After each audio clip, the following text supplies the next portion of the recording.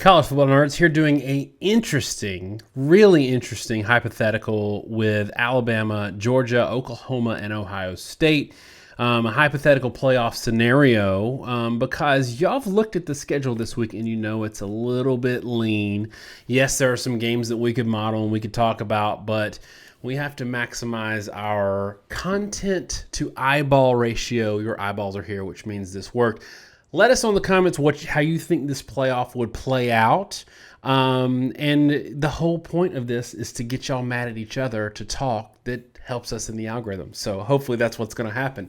And we'll get down there and talk with you, but we are not going to predict these games. We've set the model up so we would have an interesting talking point. And a lot of people, Josh, don't realize that. Like when we run our models during the week, yes, a lot of times they're very accurate and it can come out pretty good. But really what we want to see is like, oh, here's an interesting point in what it expects you to get in yards per play. Or it's finding some things about your defense that you might think are good, but relative to other competition is not that great. It's not necessarily a predict the score, don't be betting on your house on this thing. It's to drive discussion. Often we disagree with the model. Georgia fans are here because you and I both absolutely nailed that Kentucky game last week, and they want more from us. So, all right, Justin, why don't you set us up with the first game of the semifinals? Tell us what the model says, and we'll talk off of it. We set this model up with the assumption that Oklahoma wins out, that Ohio State wins out, and just for kicks, we said, okay, let's assume Alabama goes. They play Georgia in the SEC championship. They win that game, and Georgia and Alabama both get in. You could easily put Cincinnati here instead of Alabama. I think if Georgia beats Alabama, you're probably going to get Cincinnati. But these were just the four that we decided to run with. And so you end up with Oklahoma 1. I think you probably have Ohio State 2, Alabama 3, Georgia 4. Ohio State and Alabama could flip 2 and 3. It doesn't actually matter for any of these purposes. So that means our first game here is Oklahoma, who'd be undefeated, versus Georgia, who'd have one loss and be a non-champion 1v4. And the model has it 33-18 Georgia over Oklahoma. Now, what is the model seeing? And it's pretty simple. Okay, so this model is we don't factor in like personnel and injuries and that sort of stuff too. Because if you do that, I basically have to tell the model what to ignore or not to ignore. It just looks at your team as it is. And you're about 1/3 Caleb Williams, 2/3 Spencer Rattler in terms of meaningful stats for what went into our model. And Oklahoma is just not good enough offensively to overwhelm Georgia. I mean, Georgia's a 10-yard per attempt team, almost 5-yard per carry, dominant team. Not only on defense, which 51% of opponent rushing averages, 70% of opponent passing averages, those are nuts numbers. You'll notice with all these teams, rush average numbers are a lot lower than passing average, and that's because it's a lot easier for good defense to stop the run than it is for it to stop the pass. 70% is about as low as it gets. You can get it down to about 65% of opponent passing averages. But the thing with Oklahoma, I mean, they're still vulnerable through the air, through the run. They're a good defense, but they're not otherworldly. And Georgia is just so good against an Oklahoma team that has been pretty sputtery. It has a hard time seeing them win this game, and that's why you end up seeing 33-18. Basically the same points, like you talk about, the Kentucky game. You had it 30-13, and our model in that game was pretty on. It had 25-16 Georgia, Kentucky. You end up with about the same scoring Georgia had versus Kentucky, so it's respecting Oklahoma's defense. It just thinks Oklahoma's offense, as where it stands based off so far in the season, is going to have a heck of a time scoring even 20 points against this incredible Georgia defense. Yeah, and the Caleb Williams factor is a reasonable discussion point that Oklahoma fans are going to come back with. And I am usually hesitant to say, okay, we've got 6 quarters of game on this person, so now let's say that it totally changes the offense. But I think it's pretty clear to see, like, Oklahoma wasn't scoring with Rattler against bad defenses, against mediocre teams.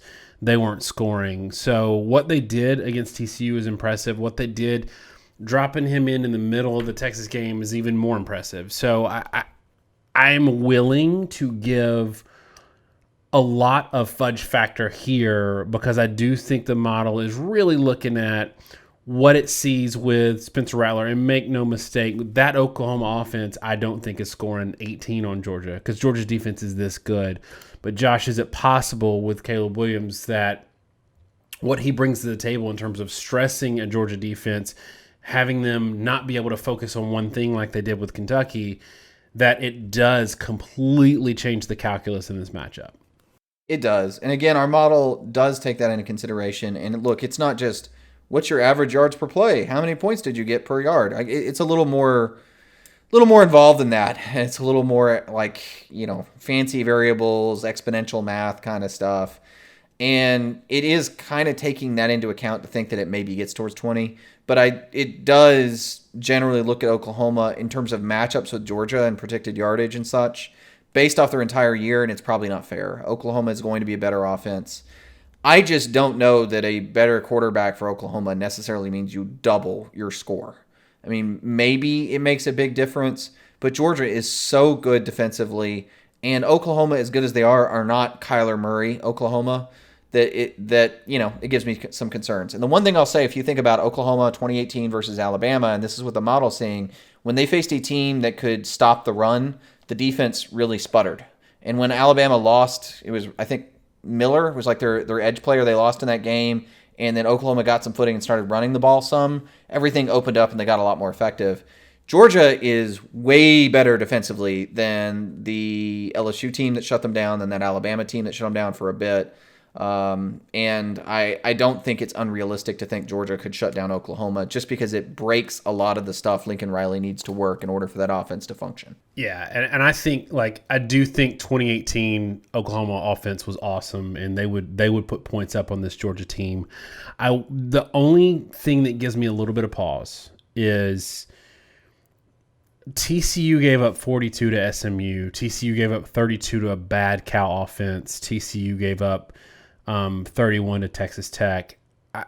And Ohio State fans might be a little mad at this. We're also in a little bit of a wait and see, somewhat hesitant on the Ohio State offense, just like I am on the Oklahoma offense. Not saying they can't, but I'm saying it's an incomplete because I want to see you do it against a good defense. I want to see because there are these stress points where offenses explode when the defense is a certain level of mediocre. Whereas if the defense was 20% better, the offense goes down to nothing. And I'm not saying that's going to happen with Oklahoma. And I do think that Caleb Williams brings some things to the table that would make it a lot harder than what Georgia saw Saturday against Kentucky. But let's not forget, also against Texas, how many points did that mediocre Arkansas offense put up? 42 points. So I think that's also worth considering. Now, Josh, just because they've dumped on bad teams doesn't mean they're a bad offense either, right? No, it doesn't. I mean, you can play bad teams and be a great offense. We see it all the time. Like UCF in 2017, everybody kind of dunked on them and said they wouldn't score in Auburn. I mean, the biggest deal in that game was actually that UCF's defense had been really bad all year. Auburn had a bunch of injuries. Part of the reason why Georgia blew them out in the championship when they lost to them earlier, and Auburn just couldn't score. But that offense that put up points in bad G5 play put up points against Auburn just the same. And I think Oklahoma will do the same. I mean, the one thing we've given short shrift on this particular matchup really is Georgia, because Georgia has very efficient quarterback play. They've got a dominant run game with a good offensive line. They've got a lot of emerging weapons. We've taken heat all year because we keep saying, look, you've got good offensive weapons, but there's only so far, even a high-level tight end that's you're not got a Kyle Pitts that's a big wide receiver that can block. I mean, Bowers is a really high-level tight end, but he is a tight end and a blocker. He's not going to have 80-yard completions against a high-level defense because they're going to run him down. Right. They don't have that first-round draft pick, CeeDee Lamb, Hollywood Brown receiver on that roster. And Pickens is, if he plays in the playoff, which our model can't see, by the way. It's assuming these guys are out, and it's built off them coming out. I don't think he's going to be 100% healthy. But, I do think because Georgia has seemingly been relying on a lot of the guys they've been playing all year, the model is a little more accurate than Georgia fans want to give it credit for. And that's why it's been accurate the past couple weeks. I mean, it had Georgia getting 34 points against Auburn, which was the actual amount they scored. And Yeah, I don't think that number is unrealistic. I think the bigger issue really just is that Georgia defense is so good that offensively you have to be really good and balanced to be able to start doing things well enough to strain Georgia so that you can actually start getting plays off. And I don't know that Oklahoma so far has shown the ability to get there. And so as of today, when we're doing this model on, and I'll tell you, recording on October 17th, I think it makes sense. We want to move on to the next one? All right. Yeah, so the next one we've got Ohio State and Alabama. Again, you noted that Cincinnati could easily be in this slot. We might end up doing a hypothetical that involves Cincinnati, but again, this week we got to get as many eyeballs as we can, and this is a pretty interesting matchup, especially for Ohio State fans. That I've seen a lot of Ohio State fans say that they hope Georgia beats Alabama. But I would think if Ohio State fans want that revenge like they got against Clemson last year in the playoffs. So let's talk about what the model says in this matchup because it's actually really interesting. It has this an interesting game, right? It has Alabama 41, it has Ohio State 40, and it's right at a point. There are actually some decimal work if I want to fudge with the inner workings of the model. But it's right at point difference. And it's really sort of the tale of two sets of advantages. One, it has Alabama with an advantage defensively, and two, it has Ohio State with an advantage offensively. Ohio State's offense puts up more yards and points than Alabama does. Alabama has the defensive advantage in some statistics, like they allow less yards per carry, they allow less yards per pass. The biggest difference is if you were to look at the pure stats, Ohio State would have an edge. But when you factor in competition, and again, this is a neutral model. I run the same model the same way every time. I just put the numbers in, see what it spits out. And it's self-taught, but it's self-taught based off how you did against your competition and the strength of that competition. Alabama gets a lot more credit for their statistics because their schedule is a lot more difficult. A lot of the teams Alabama have played have been pretty good, if not good on both sides of the ball or in all aspects, have been pretty darn good, at least in some aspects. You get like a Florida team averaging over 6 yards a carry. You have an Ole Miss team averaging over 5 yards a carry, over 9 yards per pass attempt. And Ohio State hasn't played teams that have the ability to do that as consistently. And because of that, you see like Alabama, 76% of opponent rushing averages, where Ohio State is 91%. Per play, they're about 0.4 of a yard different. But when you factor in level of competition, that's where the model starts to really give Alabama an edge. And you combine that with the fact that Alabama has been more efficient in scoring. And so even though Ohio State is expected to outgain Alabama a little bit per play, Alabama would be more efficient at converting third downs. They would be more efficient at staying, basically making conversions, scoring in the red zone, maybe getting defensive turnover. It's that kind of stuff to where Ohio State sputters out and Alabama finds a way to win. Maybe more yardage on more plays, but less yardage per play. But really, really, really tight at this point in the season based off what the two teams have done to date. And I do think the model's seeing something that we've been giving, even though we have a question mark for Ohio State's offense, we've been giving them credit. Because you can watch teams play and see that they're effective offensively or defensively, even against bad teams. And it's why we kind of think Oklahoma's got this going on too. I think that Ohio State does enough things that would give Alabama trouble, and people are going to not think about the run game in Henderson, and that's where you beat Alabama. We saw, an air raid offense put up 9 points against Alabama Saturday because they don't run the ball, and you're not beating, even with the defensive struggles we've seen with Alabama, you're not beating them if you don't have a running game that can keep them honest. Ohio State does. Now, on the flip side, Alabama can score some points too. I mean, they're still Alabama. So, I don't know. I mean, I think it's one of these where the model's close because everybody kind of feels like it'd be close because these two teams feel like they're about of equal quality. Josh, what do you look for in this situation for a team like I'm rambling. I'm going to do real quick. Josh, is there anything that sticks out in the numbers other than what you've touched on that would make you, like we're not picking this, but make you lean one way or the other? It's right now. There's really not, and most of the time I can point to something, but it is odd to see Ohio State with a higher yardage total. I mean, it's a full yard better basically than Alabama, and Alabama being a slight favorite. Um, and I think the thing that makes me think the model is somewhat right there, though, is Ohio State's had some really, really crazy yardage numbers, and they're putting up 40 to 50 points. And Alabama has found a way to get to 40 points with like 6 yards per play. Like the Ole Miss game, under 6 yards per play, they hit 42. In the opener against Minnesota, Ohio State had a 10.3 yards per play, and they hit 45. And it's really suggesting that Alabama is just a lot more efficient than Ohio State. And so the question, if you get to the playoffs and if you're watching these two teams, is which happens faster? Does Ohio State improve more in efficiency, or does Alabama improve more in explosiveness?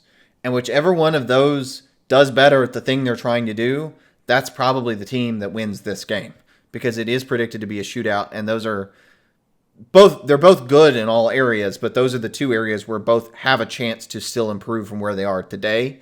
And given how much of a difficult, challenging, evenly matched matchup it would be, that's sort of the two things I think would determine it.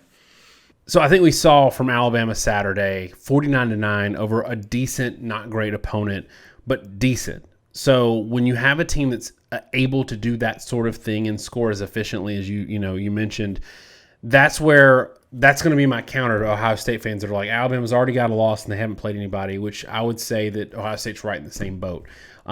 This game to me would be probably a pick 'em, and it would be one of those weird plays that changes the game, a pick six, a block kick, something like that. It would be one of those that feels like a possession game. Alabama fans can remember the Ole Miss game last year where it kind of felt like that. So, all right, so let's get into the final game. Obviously, based on the model, it would be Georgia and Alabama, and see what it says. So this is the one that's probably going to draw the most controversy, and I swear, we just run the model the way it sees it based off performance to date. And our model, based off how they have played to date, thinks Alabama would beat Georgia if they played today. It has Alabama 32, Georgia 29. Here's the interesting thing with statistics here. It has Georgia outgaining Alabama 6.1 yards per play to 4.6 yards per play. 4.6 yards per play is not a great number by any means. I think what this model is saying, in a nutshell, is that Alabama has the ability, due to the explosiveness on offense, to put up 30 to 40 points in most any game as long as they're getting anything resembling good production. And what it's also saying is that Georgia, for too often, is slowing down or stalling against reasonably good defenses. They don't have a ton of explosiveness against reasonably good teams. I mean, I know like they blow out Arkansas and they blow out Kentucky, but they're not putting up 40 points. And in a lot of those games, Alabama versus Mississippi State, it's 49-9. And it's a very different way they get to that number. So that's how it gets 32-29. We've already talked about Georgia and Alabama. Their statistics, Georgia's defensive statistics are crazy. But the one thing I'll key on is Alabama is a much better run defense right now than they are a pass defense, and Georgia is much more reliant on the run. And internally, our model does take into account how an offense is built. It doesn't just like take the average of your run and your average of the pass, add them together and divide by 2.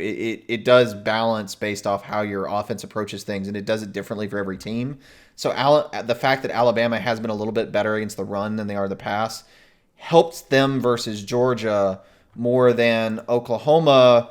Oklahoma helped them too, but in particular, we did a hypothetical with Ohio State and Georgia, right? And Ohio State is a slightly better team against the pass than Alabama right now, but they aren't nearly as good against the run.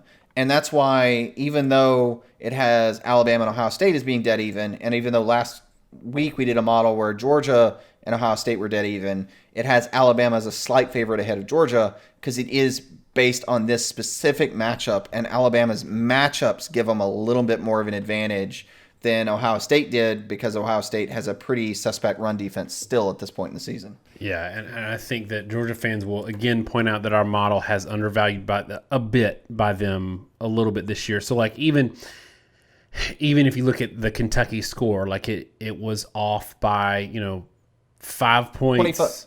25-16 Georgia over Kentucky, yeah. Yeah. So it gave Kentucky 3 more points, and it dropped Georgia 5 more points than the actual production. And I mean, that may not seem like a lot, but in a game like this, it actually would be a lot. So in that regard, it probably has this closer to a pick'em than people would think. I will say that it looks like Alabama, going from the third quarter of the A&M game through the Mississippi State game, it looks like they've figured out a few things in their pass protection, though facing Georgia is a little different animal. Georgia fans are going to say that we found something at our 5 tight end set that we like to put out there. I joked Saturday that it was an 11 tight end set. All the tight ends in the world, and that JT Daniels would be back by then. I want you to touch on this a little bit. We're not going to, we can in a hypothetical, but right now there is no, I don't know that there's a timeline for JT Daniels or Pickens or any of these others to come back. Washington looks to get a little healthier, but we're not going to bake in production for something that we don't know, right? Yeah, and again, this is a statistical model. It has to be built on what you've done this year and what the team has been able to accomplish this season. If I were to start baking in predictions based off what happened last year or production that might theoretically come back, one, I'm injecting into the model my opinion of who's going to be healthy, my opinion of how much that player is worth. I let the model look at your season and determine what has been important or not important and how you've scored based off those factors. And I can't do that and then throw those things in because they're not something that's happened on the field so far this year. The other thing is, Georgia seems to have settled into their, like McConkey and Bowers and those guys.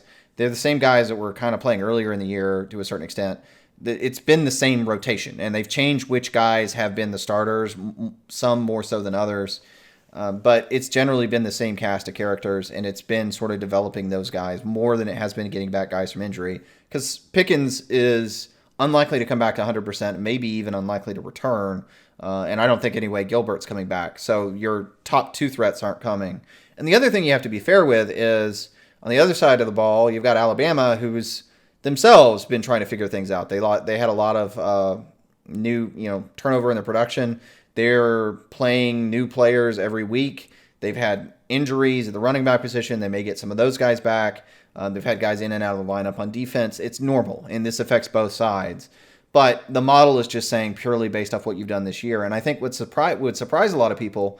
Maybe you can comment on this, right? Do you think people would be surprised based on just how these two teams have performed, given the teams they've played against, that our model actually thinks Alabama's the better team based purely on the results they've actually managed to produce? I think people would say that. I mean, people have a tendency to write Bama off after they take that first loss, not remembering that Alabama's under Nick Saban has only had 2, I think, undefeated seasons.